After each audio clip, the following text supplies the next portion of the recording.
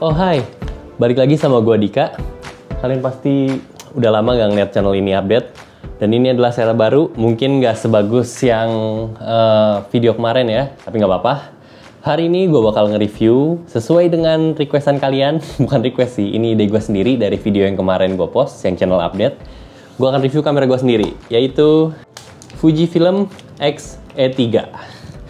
Ini kalian pasti jarang denger ya, nama Fujifilm. Seri yang ini nih, X-E. Biasanya kan kebanyakan orang pakai tuh XT, XT100, XT200, XT4, XT20, 30. Tapi ini lini yang kayaknya sering dilupain sih sama kalian para fotografer atau videografer. Sebelum gue bahas kamera ini lebih lanjut, gue bakal kasih tahu alasannya kenapa sih gue pilih brand Fujifilm ini dan kenapa gue pilih yang seri X-E3 ini. Jadi ini gue ceritain dulu awalnya ya. Jadi kayak tahun lalu tuh gue sempet kerja di salah satu toko kamera di daerah Bekasi. Ini namanya nih. Ini kalian bisa lihat ini beberapa video yang gue buat. Gue bekerja di sana sebagai content creator. Dan di sana juga gue berkesempatan untuk kayak nyoba-nyobain kamera gitu. Macam-macam kamera gue cobain dari yang micro four third sampai yang full frame. Dan itu gue sembari nyari-nyari apa sih yang gue cari nih. Apa kayak gue pengen beli kamera. Apa sih selanjutnya nih setelah kamera Canon gue yang lama itu gue jual. Dan pilihannya jatuh ke ini, ke Fujifilm. Sebenarnya gue juga belum pernah nyoba kamera ini waktu gue kerja di sana ya. Cuman gue sempat nyoba beberapa kali Fujifilm dan gue tuh nyaman. Gue pakai Fujifilm buat foto-foto, terutama foto-foto produk atau foto portrait karena apa ya? Itu mungkin yang gue cari. Gue cari kamera pertama yang enteng dan kedua gue cari yang warnanya bagus dan gampang diproses atau diolah pas ngedit ya. Itu ya sih, gue fokus kedua itu. Dan gue nyari yang bisa serbaguna sebenarnya, yang hybrid, yang bisa foto video. Cuman kalau Fujifilm X-E3 ini gue karena kemarin-kemarin gue jarang video, jadi gue fokus aja ke foto dulu. Akhirnya ya gue harus searching-searching, gue research gimana apa sih yang bagus nih kamera-kameranya Fujifilmnya dari lininya. Gue sesuaiin budget gue juga, gue nabung tuh. Akhirnya gue beli kamera ini dan sebenarnya gue beli ini second juga. Dan lumayan lah harganya, nggak terlalu mahal, harganya pas lah, mid range. Jadi seperti yang udah gue bilang tadi kan gue bilang kayak X-E3 ini jarang karena biasanya yang pakai Fujifilm pun mereka lebih familiar sama seri yang XT yang paling high end tuh biasanya satu digit, XT3, XT4, XT2. Terus yang ya mid range agak-agak bagus kayak XT20, XT30 itu tuh udah fiturnya udah lumayan bagus. Terus ada yang di bawahnya lagi misalnya XT200 itu yang buat kayak pemula banget. Sama XA juga biasanya yang buat vlogging, buat bikin konten. XA tuh banyak yang laku, biasanya makeup artist terutama ya. Suka pakai brand Fujifilm ini karena ya tau lah tone-nya tuh enak banget, gak usah banyak-banyak ngedit, pasti hasil fotonya udah oke. Disclaimer dulu, di sini gue nge-review nggak sesuai, maksudnya nggak kayak technical banget karena gue juga nggak pakai banget semuanya ya. Gue bukan expert kamera, tapi gue ngerti lah apa yang gue butuhkan. Jadi gue beli ini karena gue butuh fotonya yang bagus. Hari ini gue bakal nge-review ini sesuai dengan pengalaman gue pakai kamera ini. Yang pertama-tama pasti kita ngelihat luarnya dulu, alias kita lihat fisiknya dulu ya. Kayak ya semua orang kan pasti lihat fisik ya. Jadi dari fisik kamera ini kalau kalian lihat nih, kalau gue bukan ya, coba gue buka lensanya. Kalau kalian lihat gini, ini modelnya tuh pasti kayak ini kan, apa kayak model-model kamera analog zaman dulu. Dia tipis, gripnya kecil, terus ya pokoknya portable banget lah, kayak kamera-kamera analog jadul. Emang itu kayaknya brand image-nya Fujifilm ya dari dulu. Nih ya, kalau kalian lihat nih gue dari satu-satu dulu aja ya, per sisi. Nih kalau misalnya lihat dari depan tuh, biasanya di Fujifilm tuh simple kayak gini.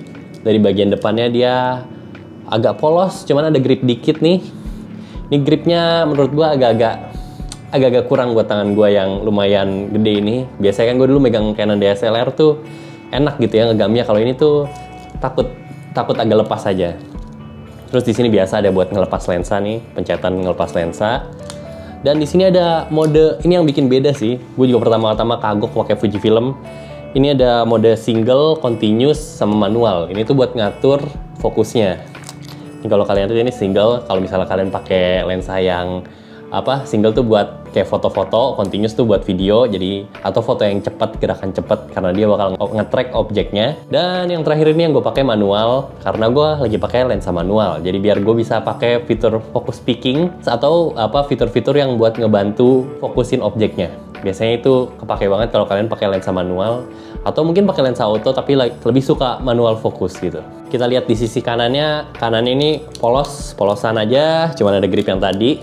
Terus sisi kirinya nih ada kayak port-port, ada tulisannya doang nih, HDMI, kecil banget. Di sini ada mikrofon, lubang buat nyolok mikrofon. Cuman sayangnya ini kalian harus beli converter lagi, karena ini 2,5 mili ya kalau nggak salah ya. Standarnya di semua brand sih 3,5. Cuman emang di beberapa brand mirrorless yang kecil tuh ada yang 2,5. Jadi kalian butuh converter buat colokin mic, terus baru nyambung ke sini ke kameranya. Terus dia juga ada ini USB. Yang ini USB, micro USB gitu, micro USB jadul lah. Terus ini juga ada mini HDMI sih. Gue nggak tahu sini apa, ini kayaknya mini HDMI deh, karena gue nggak pakai juga. Jadi ya gue anggaplah port ini nggak terlalu penting buat gue. Biasanya yang kepake cuman ini doang, mikrofon aja. Terus apa lagi ya? Di bagian bawahnya biasa nih ada buat tripod, cuman dia nggak ke tengah banget ya, dia agak-agak minggir sini. Terus ada baterai. Baterainya dia pakainya yang baterai Fujifilm. Ini baterai Fujifilm NPW126S. Ini baterainya ya lumayan tahan beberapa jam aja. Dia bukan baterai yang awet banget, tapi juga nggak yang boros banget. Jadi masih ya so-so lah. Tapi gue saranin sih kalau kalian misalnya mau ngerekam full day atau foto full day, ada kerjaan ataupun hunting-hunting doang, kalian gue saranin beli baterai lebih lah. Setidaknya 2 atau 3 biar aman aja. Ada slot juga buat SD card. Nih gue pakai SD cardnya ini. Terus yang menarik itu di bagian belakangnya ini, ini dia ada layarnya tuh bisa disentuh dikit ya buat autofocus maupun di menunya. Kalau kalian misalnya mencet Q nih kalian bisa atur lewat sentuhan tangan kalian di menu-menunya nih, tuh. Bisa kan? Terus kalian juga bisa ada gestur-gestur gitu. Jadi lucu kayak misalnya kalian pakai iPhone, maksudnya pakai HP touchscreen atau pakai MacBook. Biasanya itu kan ada gestur-gestur. Nah, di sini tuh juga ada. Dan ini bisa kalian custom juga. Tapi ini gue pakai yang default, settingan defaultnya. Jadi kalau misalnya gue slide nih dari layarnya dari atas, nah itu gue bisa ganti ISO-nya. Bisa pakai jari atau pakai joystick yang di sini di kanannya. Kalau dari kiri, nah itu bisa ganti white balance. Dari kanan ganti film simulation-nya. Dari bawah dia kok nggak bisa. Kayaknya gue belum nyeting yang di bawah. Ya udahlah. Nah, terus ini ada beberapa tombol lah. Tombolnya juga dikit, cuma ada 2, 4, 5, 6, 7, 8. Ada 8 tombol. Dan ini ada rolling 1 nih, biasanya buat ganti bukan rolling sih, dial 1 nih buat ganti shutter speed biasanya. Terus ini ada joystick.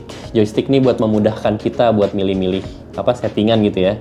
Karena dia kan nggak ada kayak di kamera lain bisa ada kayak keypadnya gitu kan, buat yang atas, bawah, kiri, kanan. Nah, tapi itu di sini nggak ada. Jadinya dia dibuat simple, minimalis banget lah di sini.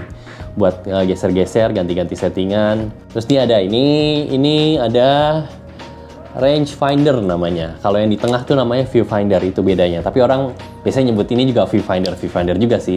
Oh iya, gue belum hampir lupa. Gue di bagian atasnya nih ya. Di bagian atasnya ini ada tulisan Fujifilm nih di kirinya. Terus ini ada biasa hot shoe buat kalian mau naruh flash atau mikrofon. Nah, ini ada dial. Ini yang bikin Fujifilm beda dari yang lainnya kali ya. Di sini dialnya tuh buat fokus buat shutter speed gitu. Nah, shutter speednya nih. Terus ada clicky juga. Ada tombol on off di sini. Terus dia kan biasanya kalau kalian lihat tuh kamera digital lain tuh ada kayak mode P, A, S kayak gitu kan. Kalau di sini tuh ada cuman ini switch buat ganti ke mode auto sama ke atas tuh manual. Simple banget kan. Dan di sini ada shutternya. Oh ya, ini juga shutternya ini gue pakai aksesoris sebenarnya. Aslinya tuh kayak mendem gini nih. Gue nggak tahu emang settingan dasar Fujifilm, makanya banyak orang-orang yang ngejual kayak aksesoris ini shutter button gini nih. Kecil banget kan. Sama ini FN function bisa kalian custom ya. FN ini function button kalian bisa ganti sesuai keinginan kalian, mau ganti buat ISO atau mau ganti setting-settingan lain, white balance, bebas terserah kalian. Terakhirnya ada exposure compensation nih. Exposure compensation itu misalnya kalian pakai mode auto atau kalian misalnya buat naikin bracketnya. Ini kalau plus tuh nanti gambarnya makin terang, kalau minus makin gelap. Oke guys, kita geser ke sisi teknikalnya sedikit atau ke sisi ya fitur-fiturnya lah. Gue mau bahas fitur-fiturnya yang gue suka dari kamera ini. Yang pertama tuh dia sensor ya. Sensornya tuh udah bagus. Dia pakai sensor X-Trans 3. Sensor itu tuh dipakai di kamera-kamera high-end Fuji yang dulu-dulu ya. Di X-T2 dan X-T20 dan adalah beberapa kamera lainnya yang gue lupa serinya. Dan di sensor ini tuh dia unik ya. Sensor X-Trans tuh kan cuman satu-satunya yang dimilikin Fujifilm gitu. Dan itu beda aja gitu. Kayak dia ngereproduksi warnanya. Pokoknya unik deh feel-nya kalau menurut gua. Sepengalaman gua, menurut gua sih unik banget sih warna-warna yang gua hasilin pakai kamera ini. Nah terus sudah pasti yang gue bilang sebelumnya, bodinya ini yang portable. Karena emang kecil banget. Kalau kalian bandingin nih, mirip-mirip sama HP, panjangan HP kayaknya. Di beberapa HP sih panjangan HP ya. Tapi ya portable lah, jadi gue nggak perlu pakai tas kamera yang gede-gede lagi kalau bawa kamera ini keluar. Terus touchscreen-nya yang tadi gue bilang, gue kan suka banget tuh touchscreen yang kayak tadi tuh ada gestur-gestur, terus gampang buat ngatur-ngatur settingan juga bisa, tapi hanya lewat yang Q ya. Kalau misalnya kalian mencet menu nih, ini nanti gue bahas aja lah di kekurangan, oke? Gue lanjut dulu ke kelebihan yang selanjutnya, yaitu film simulation-nya yang banyak. Ini film simulation-nya lumayan banyak ya. Biasanya yang sering gue pakai cuman Provia, Velvia, terus Astia sama Classic Chrome. Udah itu sama Pro Next standar paling. Tapi enaknya di film simulation Fujifilm ini kalian bisa buat resep sendiri. Jadi kalian bisa custom terus kalian save aja jadi custom setting. Gue ada beberapa yang gue save nih. Oh iya, tadi pas bahas sensor gue lupa nyebutin megapikselnya. Lupa gue. Ini megapikselnya standar kamera sekarang sih ya. Kamera APS-C yang sekarang tuh di 24 megapiksel. 24, berapa megapiksel gitu. Pokoknya udah detail lah kalau kalian mau nge-shoot atau bikin video, detailnya udah lebih bagus dibanding kalian pakai yang megapikselnya di bawah. Dan fitur videonya, buat fitur videonya gue nggak bisa rekomen banget sih ya, tapi ya ini standar aja. Kayak kalau mau video juga agak-agak unik sih, dia nggak ada tombol kayak tombol fisiknya tuh nggak ada dia buat mode video. Biasanya kan di kamera-kamera lain ada ya mode video. Kalau dia tuh harus ke drive dulu nih. Ini di beberapa kamera Fujifilm juga gini. Jadi dia nyampur sama drive setting alias kayak mode syutingnya. Kayak misalnya continuous shoot. Nah ini dia ada di paling bawah. Dan videonya ini udah bisa sampai rekam 4K di 30 fps maksimalnya.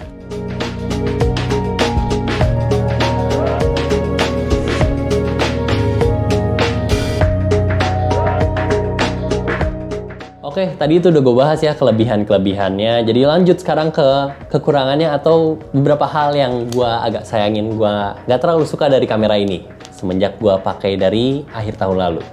Yang pertama udah pasti gripnya ini agak susah dipegang dan takutnya kalau gue nggak pakai strap, misalnya strap tangan atau strap leher, takutnya dengan grip yang kecil ini gue takut slip aja, takutnya jatuh. Terus kan sedih kan gue langsung pasti. Habis itu layarnya, ini kan layarnya kalian udah tahu, udah ngeliat gini kan layarnya ini fix banget ya, nggak bisa di flip-flip gitu dari nggak kayak kamera lama gue tuh Canon 800D, itu tuh enak tuh buat nge-flip, bisa rekam selfie atau moto-moto selfie bisa ngambil high angle atau low angle. Terus kalau kalian shoot di luar, gue pernah nih agak shoot di udara yang agak-agak panas gitu ya, misalnya gue lagi bawa kamera ini ke cafe atau gue shoot teman-teman gue lah di cafe gitu, shoot konten atau shoot iseng-iseng aja, apalagi kalau dipakai yang ngerekam video kayak yang gue bilang sebelumnya. Wah itu panasnya wow gitu kadang-kadang. Oke, itu aja hal-hal yang sedikit mengganggu dari kamera ini. Tapi overall ya gue seneng lah pakai kamera ini. Walaupun kemampuan videonya agak terbatas ya. Dan ini ada saran sedikit dari gue. Kalau kalian cari kamera video yang bisa nge-record lama atau punya fitur video yang lebih lengkap, gue saranin mungkin untuk di APS-C ya, atau Micro Four Thirds, kalian bisa cari-cari di brand Lumix atau di brand Sony. Itu biasanya fitur kamera mereka lebih lengkap, banyak lah fitur-fitur barunya sekarang kan. Oh iya, gue hampir lupa. Ini udah mau gue tutup aja. Gue belum ngasih tahu harga kamera ini. Kemarin sih tahun lalu kamera ini barunya ya, yang resmi Fujifilm Indonesia tuh harganya gue agak lupa, mungkin antara 11 sampai 12 atau 13 gitu. Kayak belasan lah. Tapi masih di bawah, seingat gue masih di bawah 13 juta ke bawah lah. Itu barunya. Dan kebetulan gue beli ini second. Dan untungnya secondnya itu resmi ya dari Fujifilm Indonesia. Jadi aman gitu kalau mau servis-servis. Dan secondnya ini, tahu nggak harganya berapa? Harganya cuma Rp6.500.000. Bayangin kamera ini, tapi body only ya, nggak pakai lensa. Lensanya ini gue beli beda harga. Dan ya lensanya juga masih terjangkau lah. Nah itu harganya kalau misalnya kalian tertarik, kalian cari-cari aja di marketplace. Mungkin sekarang udah lebih murah, malah lebih bagus kan? Kalau kalian suka channel ini dan mau membantu gue berkembang lebih baik, coba subscribe ya. Jangan lupa ajak teman-teman kalian, misalnya yang satu hobi kamera, nonton video gue. Kalau emang nggak cocok, ya udah, nggak usah. Di dislike juga nggak apa-apa, soalnya udah nggak kelihatan. Oke, makasih udah nonton. Bye-bye.